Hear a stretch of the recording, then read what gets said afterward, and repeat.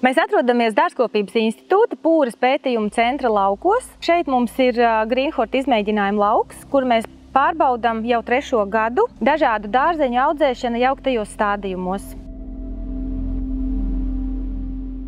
Tad viens no tiem būtiskajiem jautājumiem par jauktajiem stādījumiem saistībā ar kāpostiem ir tas, ka mūs interesē atbaidīt dažādus tauriņus, kas ir arī balteņi, kāpostbaltenis, rāceņbaltenis, pūcītes. Visi šie kaitēkļi, kuri atlido, dēj oliņas, un tad kāpuri ir tie, kas bojā šo produkcijas kvalitāti vai arī vispār ražu mēs varam arī neiegūt, ja ļoti spēcīga šī tauriņa infekcija. Nu, lūk.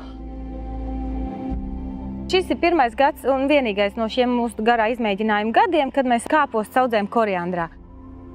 Koriandrs, kas aug pamīšus ar kāpostiem, jo koriandrs ir ar ļoti spēcīgu smaržu, un tā doma ir tāda, ka ar koriandra smaržu tad kaitēkļi vai nu tiek dezorientēti, vai arī viņiem vienkārši ir nepatīkama šī koriandra smarža. Līdz ar to tas idejiskais uzstādījums ir tāds, ka audzējot pamīšus, mēs apmānam šos lidojošos kāpostu kaitēkļus, un viņi aizlido garām.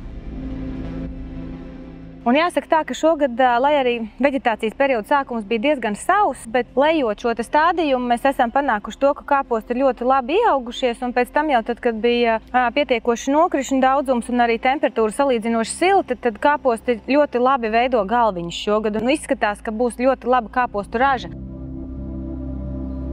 Nu, lūk, un šī visā fonā tad mums būtu jāsaprot arī par to, kā tad tas koriandrs ir ietekmējis to kāpostu ražas veidošanos. Un šobrīd izskatās tā, ka atšķirības ar vienlaidus kāpostu stādījumu ir, bet nav ļoti lielas. Būtiski šodien veicu balteņu kāpuru izplatības izvērtējumu stādījumos, un tad jāsaka tā, ka izvērtējot vidējo šo izplatību ballēs, šī stādījumā, kas ir ar koriandru kopā, tad vidējais rādījums ir 3 balles, un savukārt vienlaidu stādījumā ir 3,8. Bet, ja mēs paskatāmies augus, cik augi ir bojāti un cik augi nav bojāti, tad koriandrā ir bojāti, no tā visas rindas augu skaita, ko es esmu uzskaitījusi, teiksim, 10 augi, un no identiskas platības vienlaidu stādījumā ir 15 augi. Tā kā principā tad sanāk tā, ka tomēr par trešdaļu augu mazāk tā kā viņi ir atraduši. Varbūt liekas sākumā, ka salīdzinoši mazs šis rādītājs, vai šis ieguvums, bet tomēr, ja mēs paskatāmies tā kā lielākā lauka kontekstā, tad tomēr šī trešdaļa neinficēto augu ir būtiska.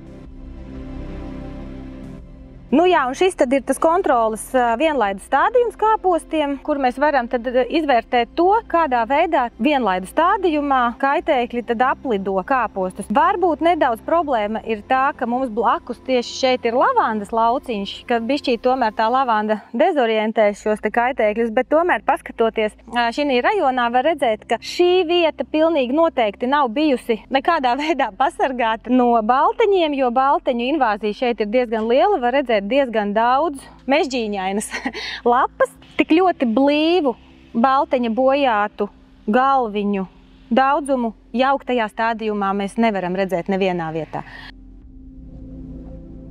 Iepriekšējos gados mēs kāpostus audzējām arī samtenēs un kliņģerītēs. Tur arī bija salīdzinoši labi rezultāti, izņemot to gadu, kad mēs audzējām. Tas bija 1. mūsu izmēģinājuma gads, kad mēs audzējām kāpostus samtenēs. Mēs bijām izvēlējušies zaļmēslojumu samtenes, kas ir ļoti liela auguma. Un tā bija mūsu kļūda, jo diezgan strauji vasaras vidū samtenes sāka augt, un viņas pārauga kāpostus un izveidoja ļoti lielu augu masu, kas būtībā nomāca šos kāpostus. Un mēs neieguvām vispār kāpostu ražu, var teikt. Ieguvām ļoti, ļoti niecīgu, nebūtisku, var teikt tā. Tā kā ir ļoti uzmanīgi arī jāizvēlās šie pakalpojuma augi, ko mēs audzējam starprindās vai blakus kāpostiem, lai viņi nenomāktu. Šobrīd koriandrs arī ir diezgan augsts, bet koriandra lapojums ir diezgan tāds stāvs, un viņš turās vertikāli, viņš neguļās virsū uz kāpostiem, un tas ir labi. Un šī brīdī arī šodien ir ļoti karsts, un šī nedēļa vispār salīdzinoši karsta un saulaina, tad jāsaka tā, ka koriandrs arī noēno bišķīt tos kāpostus un pazemina temperatūru kāpostu līmeni arī nedaudz. Tā kā viņš arī tādu kulišu stādījumu funkciju izpilda šī gadījumā, nevis temperatūru paceļot, bet arī tā kā mazinot nedaudz.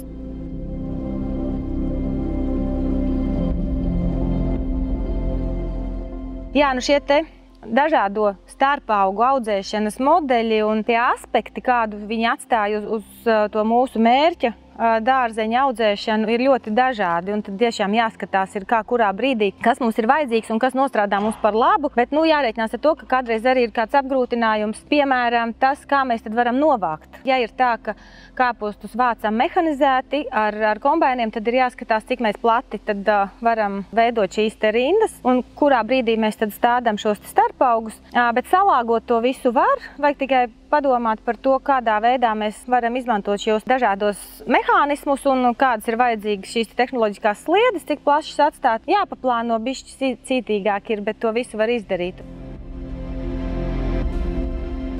Bet vēl ir jāaug, vēl ir jābriest kāpostu ražai. Tas patiesības mirklis mums iestāsies tad, kad mēs novāksim ražu un nosvērsim un izvērtēsim galviņu kvalitāti, izmēru. Bet šobrīd izskatās, ka šis te jauktais stādījums ar koriandru mazina dažādu šo te lidojošo kaitēkļu izplatību.